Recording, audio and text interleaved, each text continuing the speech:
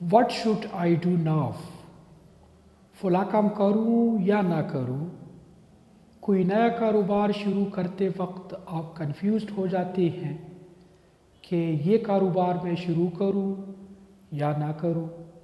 जिस जगह मैं कारोबार शुरू करने वाला हूँ ये जगह बेहतर है या नहीं है। You fall in love with someone, of course आपको किससे प्यार हो जाता है, लेकिन आप ये फ़ैसला नहीं कर सकते हैं कि मैं अपने बिलाव्ड से, अपने महबूब से शादी करूं या ना करूं। इस किस्म के हज़ारों सवालात आपके जहन में पैदा होते रहते हैं।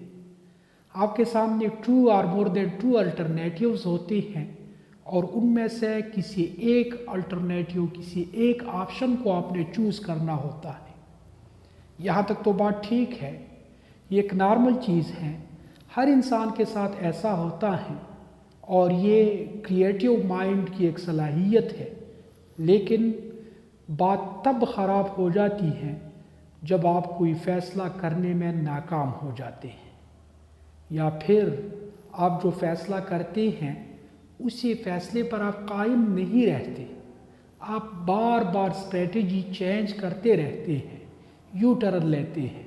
कभी एक फ़ैसला, फिर वापस उसी फ़ैसले पर, फिर कभी दूसरा फ़ैसला, फिर वापस किसी और फ़ैसले पर। और आप जब कोई फ़ैसला कर ले तो उसी फ़ैसले पर आप नादिम और परेशान रहते हैं। ये सब अलामात जो है ये लो डिसीजन पावर की है, यानी आप में क़ुव्वत इरादी की कमी है। आप कोई फ़ैसला नहीं कर सकते हैं। याद रखिए, पावर डिसीजन ये इंसान की शख्सियत में बहुत ही अहम किरदार अदा करता है। अगर किसी इंसान के अंदर पावर डिसीजन ना हो, उसकी क़ुव्वत इरादी जो है वो कम हो, तो वो इंसान कभी भी कामयाब इंसान नहीं बन सकता। और ऐसा इंसान कभी भी कोई ऑर्गेनाइजेशन सही तरीके से नहीं चला सकता। इसलिए तो कहते हैं कि लीडर्स और एनबॉर्न, लीडर्स पैदाइशी होते हैं, क्योंकि लीडर्स के अंदर फ़ैसला करने की सलाहियत मौजूद होती है। तो आप भी अपने अंदर क्यों न ये सलाहियत पैदा करें और कुछ ऐसी टेक्निक्स पर आप अमल करें कि आप भी डिसीजन मेकिंग में सबसे बेहतर बन जाए। तो आइए आपको बताते हैं चंद एक ऐसी टेक्निक्स। अगर आप इन टेक्निक्स पर अमल करते हैं तो यकीनन आप बेहतरीन डिसीजन मेकर बन जाएंगे और आप अपने आप को भी और अपने ऑर्गेनाइजेशन को भी बेहतर अंदाज से चला सकेंगे। सबसे पहले आपने क्या करना है? सबसे पहले आपने सेट अ टाइम लिमिट। मैंने इतने वक्त में ये फ़ैसला करना है। फ़ैसला खा अच्छा है या बुरा है, लेकिन एक दिन के अंदर मैंने ये फ़ैसला करना है। जब आप टाइम लिमिट रखेंगे तो आप फुल्ली तौर पर उसी के ऊपर कंसंट्रेट करेंगे और फिर कोई ना कोई फ़ैसला आप कर ही लेंगे। जब आप कोई फ़ैसला कर लें तो उसी फ़ैसले पर साबित कदम भी रहे। ये ना हो कि आप डर की वजह से, खौफ की वजह से, किसी और वजह से उस फ़ैसले से पीछे हट जाए, फिर उस फ़ैसले की तरफ आ जाए। तो ये नाकामी की एक वजह है कि आप जो फ़ैसला करते हैं उसी पर कायम नहीं रहते। नेक्स्ट वन है गैदर इन्फॉर्मेशन।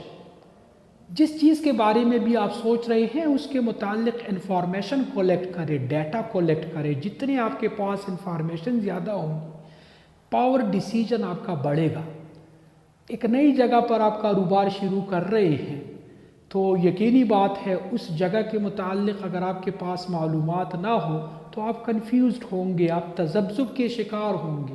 लेकिन अगर उस एरिया के मुतालिक आपके पास मालूमात है तो फिर आप कंफ्यूज नहीं होंगे, आप फ़ौरन कोई फ़ैसला ले लेंगे और अमूमन वो फ़ैसला दुरुस्त भी साबित हो जाता है। इसी तरह first impression is the last impression. अंग्रेज़ी ज़बान का एक मशहूर मक़ूला है कि first impression is the last impression. पहली बार आप जिस चीज़ को देख रहे हैं उसी चीज़ के मुतालिक आपके जहन में जो तस्वीर बन जाती है उसी तस्वीर को आप लिख लें।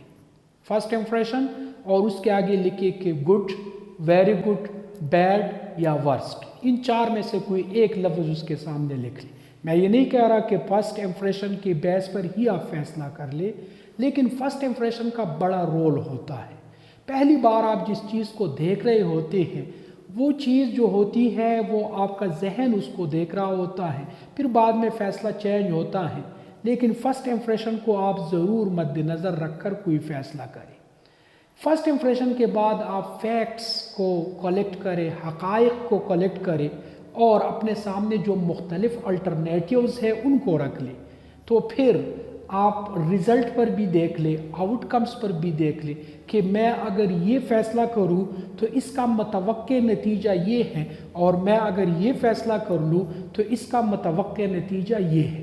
तो जिस नतीजे में आपको ज़्यादा फ़ायदा नज़र आ जाए बस उसी फ़ैसला करें, उसी पर फ़ैसला करें और उसी पर कायम रहे। नेक्स्ट वन जो है एनालिसिस, तज्जिया करना। आपके पास मुख्तलिफ़ किस्म के अल्टरनेटिव्स हैं, उन अल्टरनेटिव्स को एक एक करके आप मुख्तलिफ़ पहलू से उसका तज्जिया करें। उस पर टाइम कितना लगेगा, उस पर पैसा कितना खर्च होगा, उसके लिए मुझे दीगर रिसोर्सेज की जो ज़रूरत है क्या वो मेरे पास है या नहीं है, और इसका मुतवक्के रिज़ल्ट जो है वो क्या है।